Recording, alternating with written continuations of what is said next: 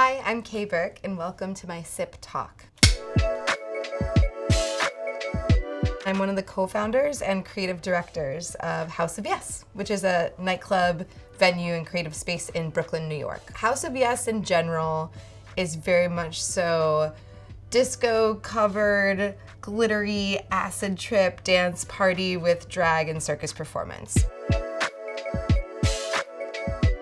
There's a couple different ways that you can approach developing experience design when we're creating these dance parties or shows or just happenings and gatherings. One of the first ways that we start when we're developing an experience is understanding the space, because the space is your limiting factor, right? How do people enter? How do they exit? How big is it? How small is it? Where do they go for drinks? Is there enough space for the bathroom? The venue itself is your canvas. And then from there you can start to play with your colors. Like, do you decorate it? How is the lighting? I feel like lighting and sound obviously is the next layer that is super, super important. From there, you can start to play with what is the theme? What is the messaging to the audience? How are they invited? The experience design isn't just what happens when people walk into the venue. How do they know about the party? Are they given a paper invitation with their name in calligraphy that's snuck into their mailbox? Or do they get a text message? Or do they get an Instagram ad? There's a lot of different ways that the experience starts with even being invited and knowing about the party. I love the fact that live experience is a mix of all the senses. You can't help but. It's really hard to turn off any of our senses. So when we're designing experiences, we play with all the senses as best we can. So when we're working with experiences and different events, we'll work with smell. Of course, there's music and lighting, all your visual stuff, but also touch. Like when you think about touch and how you're experiencing your body in a space, and what do the couches feel like? Even what does the air feel like? Is it warm? Is it cold? Are you outside? Is there a fire? All of that is still very much so your physical sense. And so yeah, it's so much a part of it, and it's fun to play with all those different parts of the experience. A vibe ambassador is somebody who makes the party better just by being a welcoming personality, a dance party instigator, somebody who dresses up, looks fantastic, but also can talk to anybody. They're cast for the event, and so there'll be sometimes a particular vibe ambassador that is perfect for a particular event, but a lot of times the vibe ambassador is super flexible and able to excel in any situation at any dance party. To make a dance party super welcoming, first of all, the vibe ambassadors are a super essential part of that, because they're the people that make you feel comfortable and maybe help you go over that first nervous sort of oh, I don't want to dance. They'll just offer their hand and bring you onto the dance floor.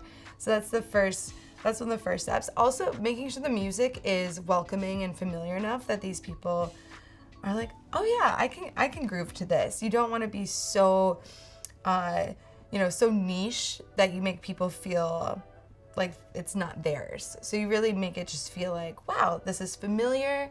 I am welcome. I'm celebrated for who I am, regardless of what I look like or what my dance floor experience is. And so it really is the people, the hosts of the party, that can bring forth others, and then everyone's having a great time.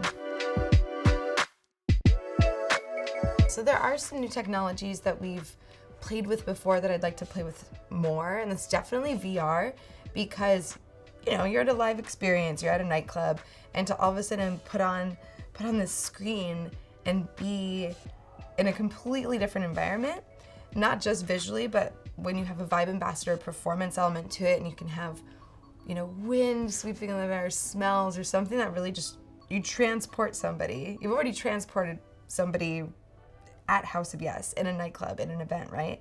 And then you put another layer on it where you're taking them out of the space they're already in. I think VR is really cool, especially in small doses in a nightclub experience, like a 10-minute a 10-minute journey. So you're not inviting people for a whole 2-hour story. It's just this little bite of a completely different experience. Working with Ian Schrager is super interesting in the fact that he's a legend from the Studio 54 days, right?